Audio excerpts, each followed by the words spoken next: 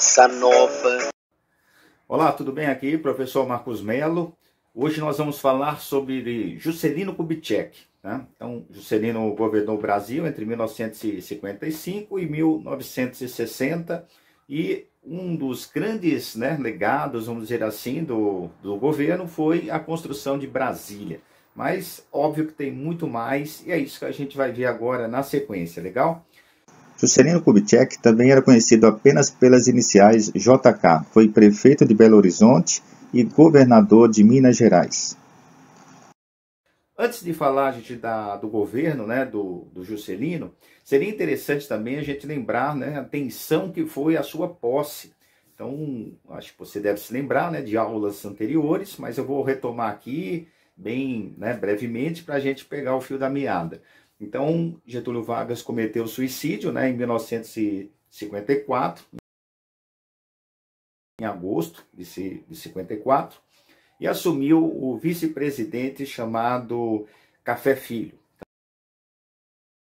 Café Filho governou o ano seguinte, mas ele teve um ataque cardíaco e assumiu o presidente, então, da Câmara, Carlos Luz.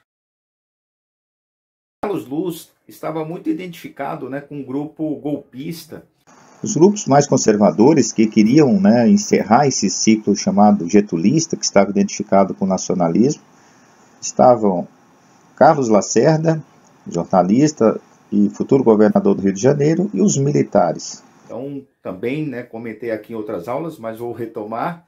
O Brasil desse período era muito marcado, pessoal, por duas tendências, vamos dizer assim. Um grupo nacionalista, simbolizado ali pelo Getúlio Vargas, e um grupo que defendia a entrada do capital estrangeiro. Mesmo depois da sua morte, em 54, aqueles que eram identificados com o nacionalismo eram chamados de getulistas, em função dessa característica do Vargas. Você deve se lembrar também que havia o contexto da Guerra Fria. Então esse nacionalismo acabou sendo explorado pelos adversários, aqueles que queriam a entrada então do capital estrangeiro, como identificados com o comunismo. Quer dizer, não tinha relação nenhuma, mas seria mais ou menos aquela ideia. Se eles são contra o capital estrangeiro, seja principalmente norte-americano, então eles estão do outro lado, eles estão do lado do socialismo. Essa polarização entre socialismo e capitalismo foi prejudicial para os países que queriam uma política independente.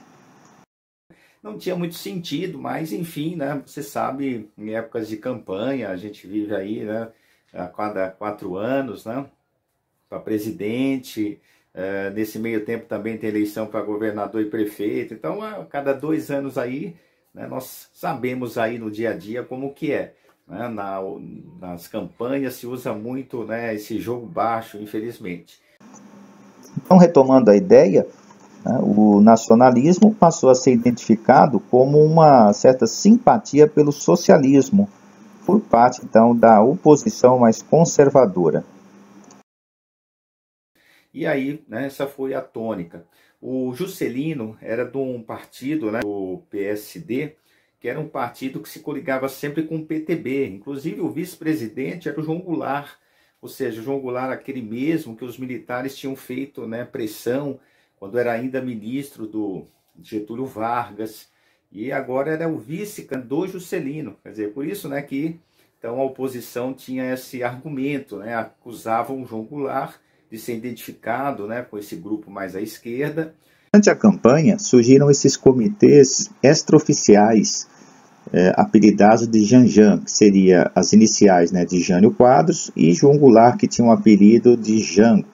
Então, ambos lucravam politicamente com essa situação e permitiram, então, o surgimento desses comitês.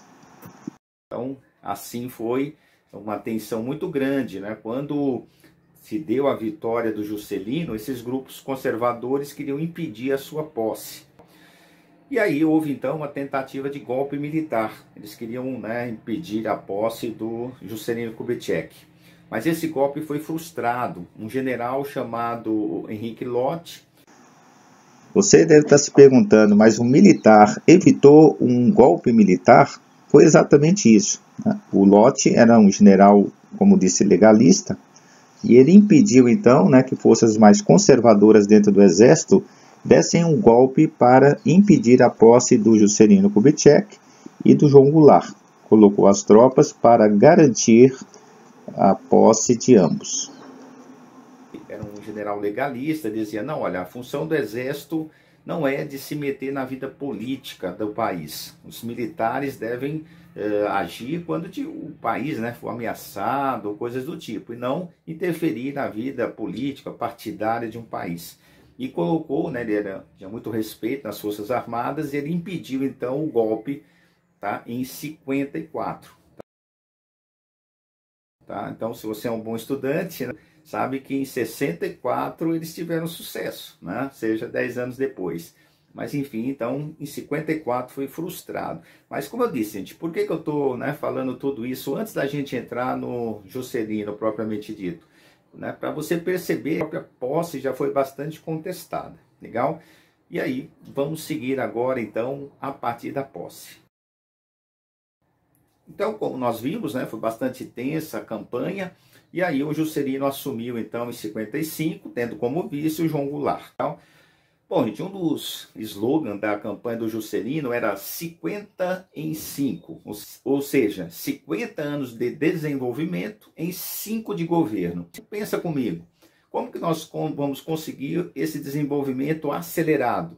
Só tem um jeito, né? Combinar o Estado, né? Ou seja, criando infraestrutura para esse desenvolvimento e atraindo o capital estrangeiro. Então, essa é uma diferença que você tem que ficar, por exemplo, na época de vestibular, bem atento, tá? Porque, como vocês já perceberam, já comentei aqui em outros momentos, os vestibulares costumam cobrar muito pontos coincidentes, né? E também divergentes entre um governo e outro. Então, por exemplo, se um dia existir essa comparação, né, que é muito provável, já aconteceu em outros momentos, entre o Juscelino e o Getúlio Vargas, essa é uma delas. Foi no governo Vargas, por exemplo, foi criada a Petrobras, a Companhia Siderúrgica Nacional, a Fábrica Nacional de Motores e assim por diante. Enquanto que o Juscelino atraiu essas empresas estrangeiras, né, o capital estrangeiro, então, ou seja, em forma de empréstimos ou mesmo, como eu disse, atraindo empresas. Então, o grande destaque nesse caso foi a indústria automobilística, a Volkswagen, a Ford, né, várias empresas que estão, algumas até hoje aí no Brasil, foram trazidas nessa época. Além da indústria automobilística, também, né, ganhou destaque o setor de eletrodomésticos, geladeiras, máquinas de lavar e assim por diante. Hoje é muito comum, né, nas casas, os chamados eletrodomésticos começaram a invadir as residências a partir principalmente da década de 50, facilitando o trabalho doméstico. Nessa charge você pode observar aqui, né, o Juscelino convidando então as empresas estrangeiras a entrarem no país. Inclusive, até aproveitando já o momento, houve uma crítica posterior que o Brasil abandonou então as ferrovias para, né, dar prioridade para a indústria automobilística, ou seja, num país de dimensões continentais como o Brasil, isso acabou se tornando um problema, né? Ficamos muito dependentes do petróleo e assim por diante. Mas isso é outra história, né? Vamos seguir em frente. Podemos dizer, resumidamente, que Vargas priorizou a indústria de base, enquanto que Juscelino a indústria de bens de consumo duráveis. O Juscelino, logo que assumiu, né, houve 2 rebeliões, sem grandes proporções, mas enfim, né, mostravam o descontentamento ali do setor militar, mais conservador, em Jacareacanga e Aragarças, mas foi rapidamente, né, contornada, e a postura do Juscelino, né, foi mostrando ao longo dos anos, né, que ele não tinha aquela postura tão nacionalista quanto o Getúlio. Isso vai desarmar, né, um pouco a oposição, inclusive tomando medidas repressivas contra alguns sindicatos, enfim. Então, aquele argumento, né, de identificá-lo, né, querendo colar, né, o Juscelino numa postura mais à esquerda, acabou não acontecendo e ele conseguiu governar.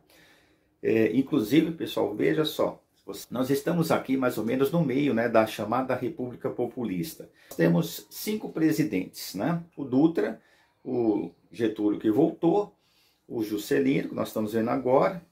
Posteriormente nós vamos ver o governo do Jânio e vamos ver o governo do João Goulart.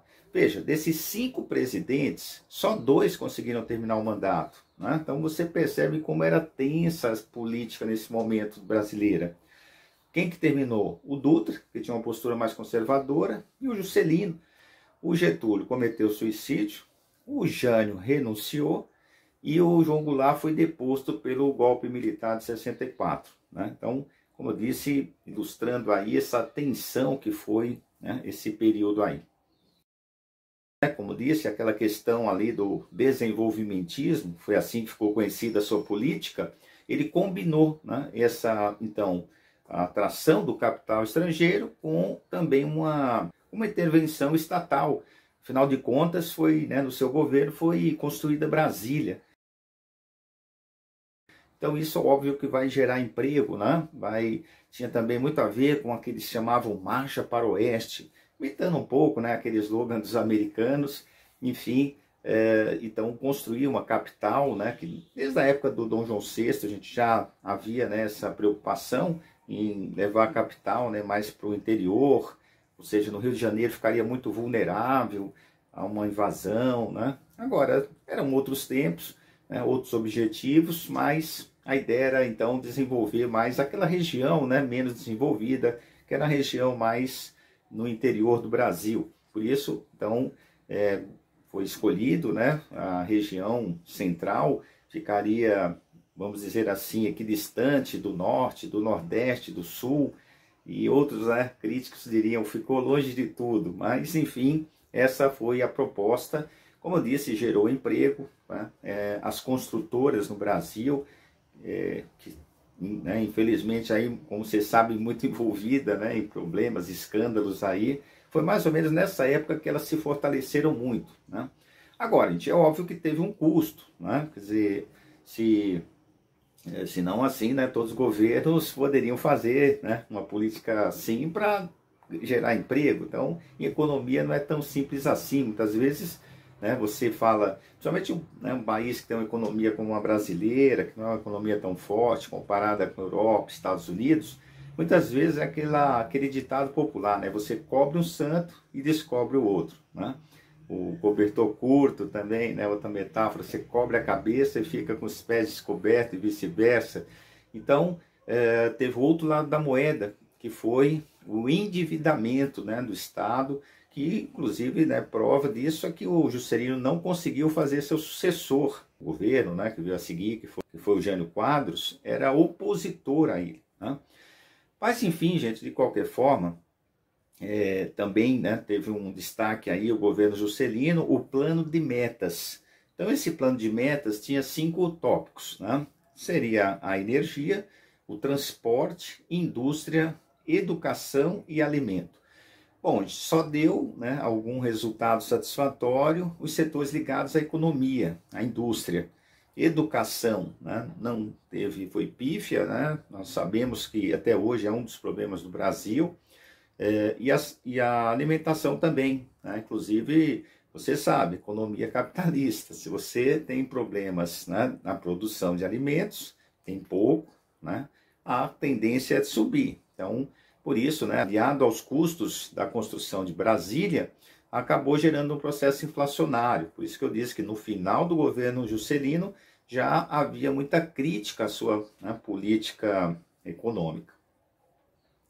E, pessoal, para finalizar aqui essa síntese do governo Juscelino, nós vamos destacar no plano cultural o surgimento da Bossa Nova.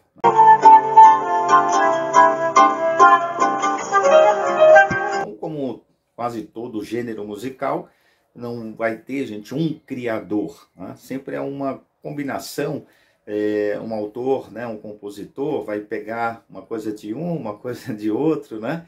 E depois tem aquele produto acabado. Então, didaticamente, colocam João Gilberto como fundador, né, da Bossa Nova, junto com Tom Jobim, né, o poeta Vinícius de Moraes, com as letras, enfim. Mas os especialistas em música falam muito também dos precursores da Bossa Nova.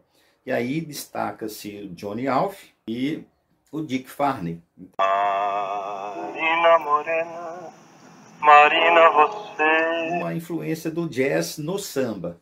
Então, aquele samba, né, mais o chamado samba raiz, marcado, né, pelo bumbo, por aquele acorde mais forte, né, ele foi sendo, vamos dizer assim, diluído no piano, não é? Numa batida mais, vamos dizer assim, amena. Surgiram nos apartamentos, então tinha até essa questão, né, de diferenciado, né, do morro.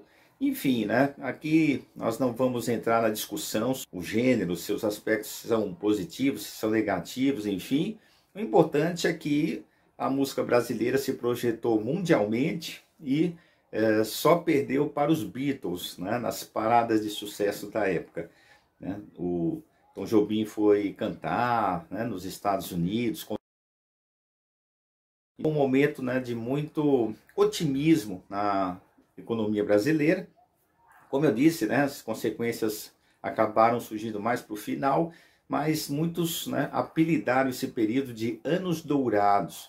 Então, como eu disse, né, o crescimento econômico do Brasil, a construção de Brasília, o Brasil foi campeão em 58, né, pela primeira vez, campeão do mundo no futebol, a Bossa Nova se tornando um ritmo aí conhecido mundialmente.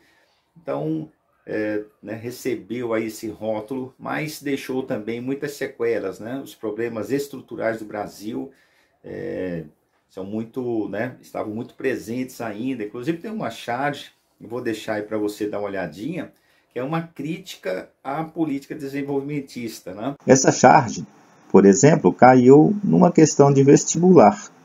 Dê uma olhadinha. Então ele pergunta, olha, você tem, né, o automóvel brasileiro, o Estado brasileiro, é o que você quer?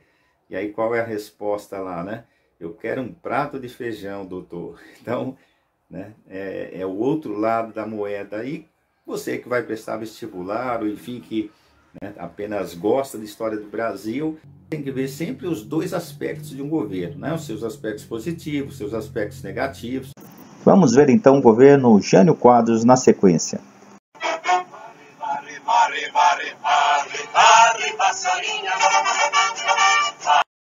E dando sequência então à nossa aula, o Jânio foi eleito então, como, né, eu tinha já antecipado, sendo opositor à política do Juscelino Kubitschek.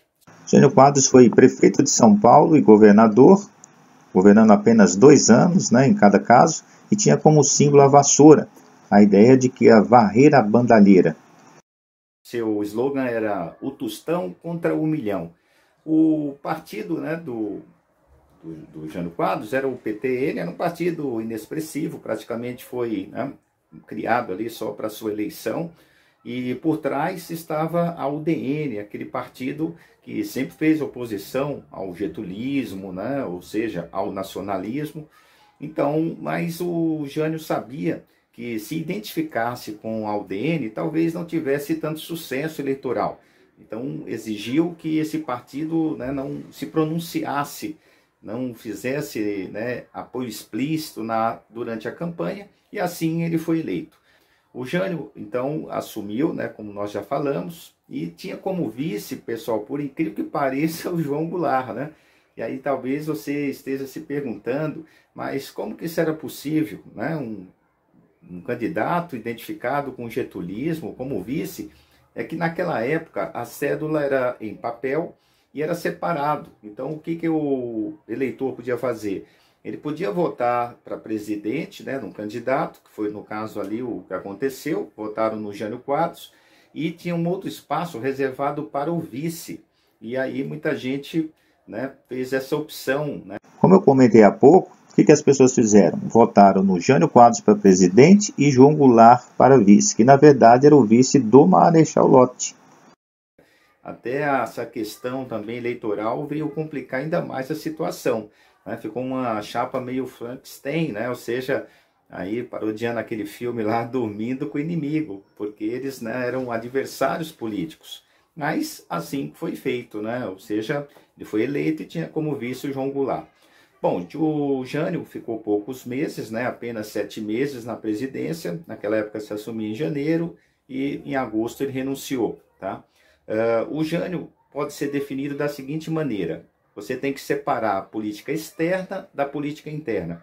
Então, na política externa, ele apregoava a política externa independente. Tá? Não era também, pessoal, um mérito ali dele, pessoal. Havia no movimento mundial, a Indonésia teve uma conferência de Bandung, né, que é a capital da Indonésia, reuniu vários presidentes de outros países, né, que eram recentemente, inclusive, independentes. Né? Os países africanos conquistaram a independência ali na década de 60.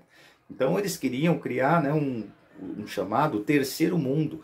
O terceiro mundo não tinha a conotação que tem hoje. Tá? Hoje, o termo terceiro mundo é para designar países pobres, mas o termo surgiu para designar países não alinhados, ou seja, não alinhado aos Estados Unidos nem à União Soviética. Só que, em função, né, da pressão dessas duas grandes potências na época, isso foi meio, né, inviável. Como eu comentei há pouco, né, essa ideia dessa polarização, ela ficou inviável, uma via, né, alternativa, uma terceira via no caso. E o terceiro mundo, essa designação ficou para países pobres e não, né, países não alinhados. Enfim, então, retomando, Jânio Quadros, né, tenta essa política externa independente, mas que foi vista aqui no Brasil como, né, pelos conservadores, como uma aproximação aos países socialistas. Por exemplo, ele reatou, né, relações diplomáticas com países socialistas. Ele não acatou a decisão dos Estados Unidos, né, que por meio da OEA queria o bloqueio a Cuba. Ele visitou Cuba, inclusive, né, e retribuiu o convite, convidou Che Guevara para o Brasil e o condecorou com a Ordem do Cruzeiro do Sul. Nessa foto você vê Che Guevara com Jânio Quadros, na entrega da Ordem do Cruzeiro do Sul. Por tudo isso, a direita, né, ficou com receio. Será que o Jânio vai dar uma guinada para a esquerda? Mas, pessoal, por outro lado, ele, por exemplo, tomava medidas repressivas, reprimiu uma manifestação de estudantes, que congelou os salários, né, reprimiu os movimentos sindicais, enfim. Então, ele estava, né, literalmente ali perdido. Tem uma foto que eu acho bem ilustrativa do seu governo. Ele estava indo, né, para o avião e alguém, né, o deve ter chamado. E essa foto ficou, então, registrada. Dá uma olhadinha nela. Então, vocês viram? Ela é curiosa, né? Você não sabe para que lado que ele está andando. Então, eu acho ela muito ilustrativa desse período. Ou seja, o Jânio Quadros, ele foi eleito, né, por forças conservadoras, tinha uma postura conservadora, inclusive moralmente. Ele proibiu as misses, né, de usarem biquínis, mas biquínis naquela época eram, né, grandes, não era nada escandaloso. Mesmo que fosse, né, isso não é atribuição de um presidente da República ficar preocupado com esse tipo de coisa. Então tinha esse apelo moral, né, também.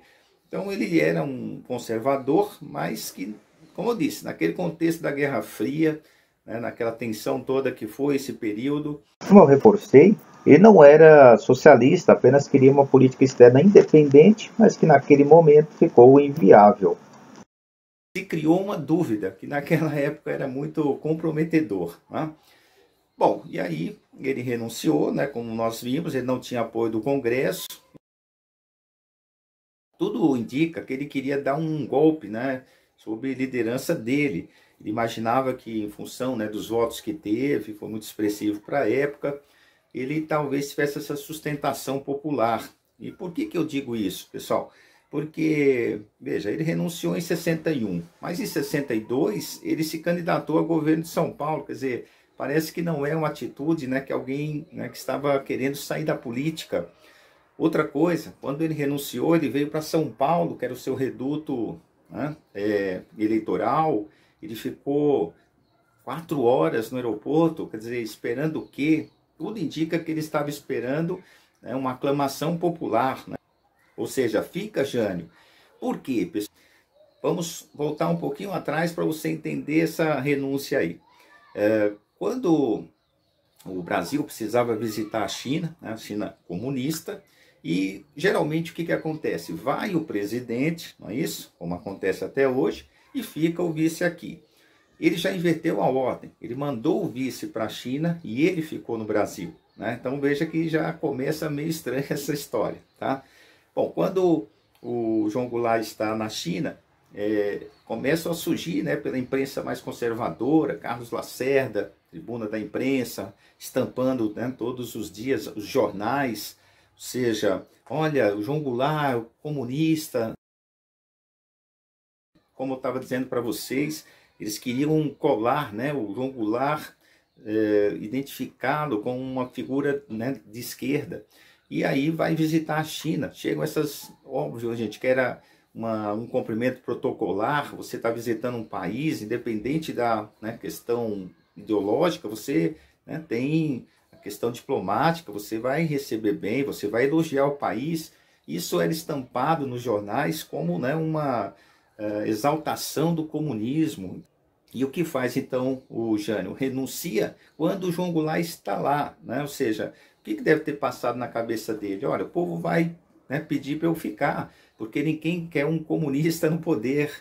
E aí o João Goulart volta, né, numa viagem muito, inclusive, complicada, né? Foi para os Estados Unidos, depois chegou no Uruguai e entrou pelo Rio Grande do Sul. Quer dizer, veja, ele sabia que havia uma tensão muito grande, né, para ele assumir o poder aqui.